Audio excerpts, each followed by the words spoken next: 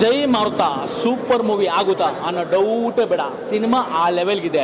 S9 ಕತೆ ಬರೆದ್ರೆ ಖರಾಬ್ ಆಗಿರುತ್ತೆ ಅನ್ನೋ ಮತ್ತೊಮ್ಮೆ ಪ್ರೂವ್ ಆಗಿದೆ. ನಮ್ಮ ಬ್ಲ್ಯಾಕ್ ಒಬ್ಬರ ದುನಿಯಾ ವಿಜಯ್ ಅವರು ಪೊಲೀಸ್ ಗೆಸ್ಟ್ ರೋಲಲ್ಲಿ ಬೆಸ್ಟ್ ಫೈಟಿಂಗ್ ಮಾಡಿದ್ರೆ, ಬೆಸ್ಟ್ ಆಕ್ಷನ್ ಮಾಡವ್ರೆ. ಒಂದು ಒಳ್ಳೆ ಪಾತ್ರಕ್ಕೆ ಅವರು ಈ ಸಿನಿಮಾದಲ್ಲಿ ನಟನೆ ಮಾಡಿದರೆ. ಹೀರೋ ಶ್ರೇಯಸ್ ಅವರು ಒಂದು ಒಳ್ಳೆ ಫೈಟಿಂಗ್ ಮತ್ತು ಡ್ಯಾನ್ಸ್ ಮಾಡವ್ರೆ. ಹೀರೋಯಿನ್ ಪಾತ್ರ ಕಡಿಮೆ ಇದೆ, ಅದು ನೋಡೋಕೆ ಮಾತ್ರ ಮಸ್ತ್ ಹಾಟ್ಲುಕ್ ಸಾಕಾದ ಕಾಣಿಸವ್ರೆ. ಇನ್ನು ನಮ್ಮ ತಾರಾ ಮೇಡಮ್ ಆಗಿರ್ಬೋದು, ರಂಗಾಣ ರಘು ಆಗಿರ್ಬೋದು, ಮತ್ತು ನಮ್ಮ ಫ್ಲವರ್ ಬಾಯ್ ರವಿಚಂದ್ರನು ಭಾಳ ವರ್ಷಗಳ ನಂತರ, ಅಂದರೆ ಸುಮಾರು ವರ್ಷಗಳ ನಂತರ ನಾವು ನೋಡ್ತಾ ಇದ್ದೀವಿ. ಸಾಕಾಗವ್ರೆ. ಹೇಳ್ಬೇಕಂದ್ರೆ ಒಂದು ಫ್ಯಾಮಿಲಿ ಎಮೋಷನ್ ಮೂವಿ. ಕಾಮಿಡಿ ಇದೆ, ಕಥೆ ಇದೆ, ಡ್ಯಾನ್ಸ್ ಇದೆ. ಕಾಸು ಇದ್ದವರು ಕಣ್ಣು ಮುಚ್ಕೊಂಡು ಬಂದು ನೋಡ್ಬೋದು. ಅಬ್ಬರಕದಬ್ಬರ ಈ ಸಿನಿಮಾದಲ್ಲವರು ಬ್ಲ್ಯಾಕ್ ಒಬ್ರ ಅವ್ರು ಇದ್ರೆ ಸಿನಿಮಾ ಸೇಕ್ಸರೆ.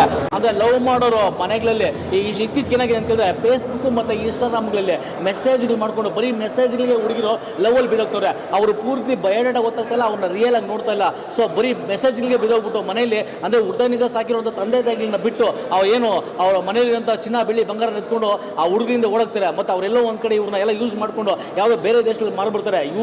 ಹಂಗಾಗಿ ಇಂಥ ಒಂದು ವಿಷಯಗಳನ್ನ ಹೆಣ್ಣು ಮಕ್ಕಳು ನೋಡಬೇಕು. ಇತ್ತೀಚೆಗೆ ಆಲ್ಮೋಸ್ಟ್ ಎಲ್ಲ ಫೋನ್ಗಳಲ್ಲಿ ಇರ್ತಾರೆ. ಸೊ ಇಂಥ ಒಂದು ಸ್ಟೋರಿನ ಬಂದು ನೋಡಿ, ಈ ಉಪಯೋಗ ಆಗುವಂಥ ಸ್ಟೋರಿ S9 ಅವರು ಮಸ್ತಾಗಿ ಮಾಡಿದರೆ ಒಂದು ಒಳ್ಳೆ ಮೆಸೇಜ್ ಕೊಟ್ಟಿದ್ದಾರೆ ಹೆಣ್ಣು ಮಕ್ಕಳಿಗೆ ಮತ್ತು ಲವ್ ಮಾಡೋರೆ ಯುವಕರಿಗೆ ಮತ್ತು ಫ್ಯಾಮಿಲಿ ಕೂಡ.